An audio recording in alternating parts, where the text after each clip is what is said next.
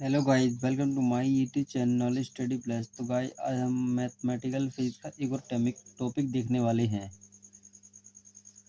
तो आज का टॉपिक होगा गाइस, ध्रुवीय तथा अक्षीय सदिश यानी कि पोलर एंड एक्सियल वेक्टर क्या होता है। तो हम इसकी डेफिनेशन देखते हैं गाइस। तो वे सदिश यानी कि वेक्टर जो रेखीय यानी कि लीनियर या देशीय यानी कि डायरेक्शनल प्रभाव से संबंधित हैं, ध्रुवीय सदिश यानी कि पोलर वेक्टर कहलाते हैं। तो गाइज, ये जो होते हैं हमारे यानी कि ध्रुवीय, पोलर और एक्सियल वेक्टर जो होते हैं वो वेक्टर होते हैं। जैसे मान लीजिए कोई लीनियर है यानी कि कोई रेखा है यानी कि कोई लाइन है जो लीनियर मोमेंटम में खींची हुई है यानी कि सीधी रेखा में, और जो बी वेक्टर है इसमें, और ये देशी यानी कि डायरेक्शनल में प्रभाव से संबंधित हैं।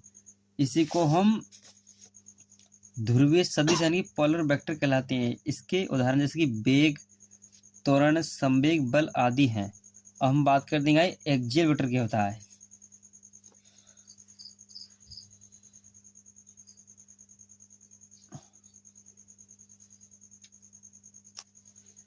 वे सदिश यानी वेक्टर जो किसी अक्ष यानी कि एक्सिस के सापेक्ष यानी कि गुणन यानी कि रोटेशन से संबंधित हैं। अक्षीय यानी कि सदिश एक्सियल वेक्टर कहलाते हैं। इनके उदाहरण जैसे कि कोणीय संवेग, बल, आघूर्ण आदि हैं। एक अक्षीय सदिश यानी कि एक्सियल वेक्टर को ध्रुवीय सदिश यानी कि पोलर वेक्टर की तरह एक तीर तीर द्वारा प्रदर्शित किया जा सकता है, जिसकी लंबाई इसके मान के बराबर है और तीर की दिशा में देखने पर गुणन यानी कि रोटेशन यानी कि दक्षिणावर्त यानी क्लॉकवाइज दिखाई दे। तो गाइज, अब हम इसे डायग्राम द्वारा समझते हैं। तो भाई हम देखते हैं कि बे सदिश यानी कि बे वेक्टर जो किसी अक्ष मन के एक्स मानी एक्सिस के सापेक्ष यानी कि घूर्णन यानी कि रोटेशन यानी घूमने से संबंधित हैं, तो ये हमारे एक्सियल वेक्टर कहलाते हैं। जिसके उदाहरण निम्न है, जैसे कि कोणीय संवेग यानी कि एंगुलर मोमेंटम, बल, आघूर्ण आदि हैं। एक यानी कि अक्षीय सदिश यानी कि एक्सियल वेक्टर को ध्रुवीय सदिश यानी कि पोलर वेक्टर की तरह एक तीर द्वारा प्रदर्शित किया जा सकता है, जिसकी लंबाई इसके मान के बराबर है और तीर की दिशा में देखने पर घूर्णन यानी रोटेशन दक्षिणावर्त यानी क्लॉकवाइज दिखाई दे। तो भाई इसका हम नेक्स्ट पॉइंट देखते हैं। तो हम बात कर देंगे भाई एक अदिश से एक सदिश गुणनफल यानी कि एक स्केलर से एक वेक्टर का गुणनफल यानी कि मल्टीप्लिकेशन। तो यानी कि multiplication of vector by a scalar point. तो हम इससे देखते हैं गाइज, किसी स्केलर एन और किसी सदिश यानी कि वेक्टर ए वेक्टर का गुणनफल यानी कि मल्टीप्लिकेशन एक सदिश यानी कि वेक्टर ए वेक्टर के बराबर होता है।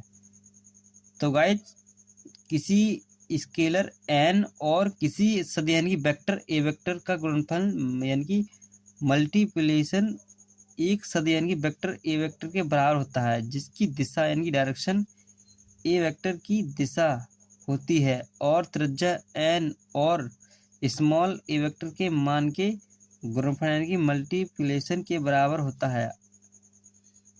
इस प्रकार अर्थात जैसे कि देख सकते हैं कि capital A vector is equal to n into small a vector. तो गाइस, हम नेक्स्ट देखते हैं।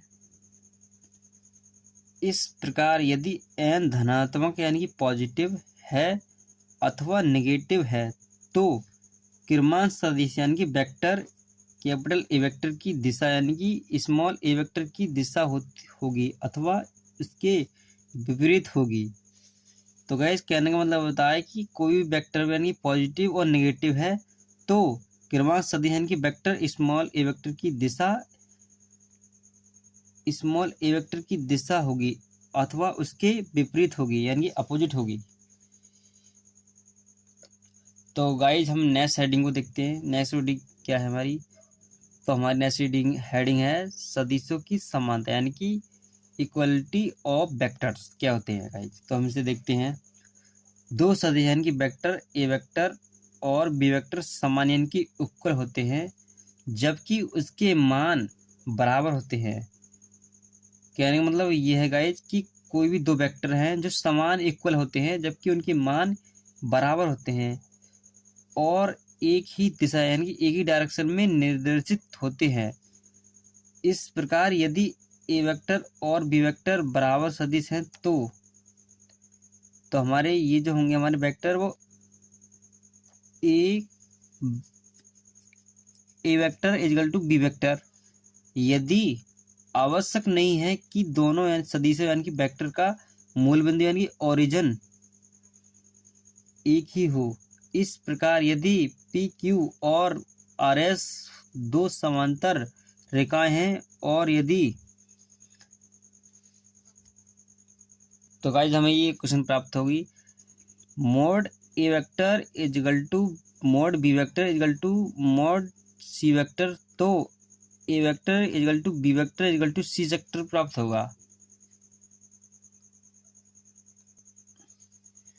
अतः सभी सदिश यानी कि वेक्टर जिनकी दिशा यानी कि डायरेक्शन एक ही होती हैं और मान समान हैं चाहे उनकी स्थिति यानी पोजीशन कहीं पर हो बराबर कहलाते हैं।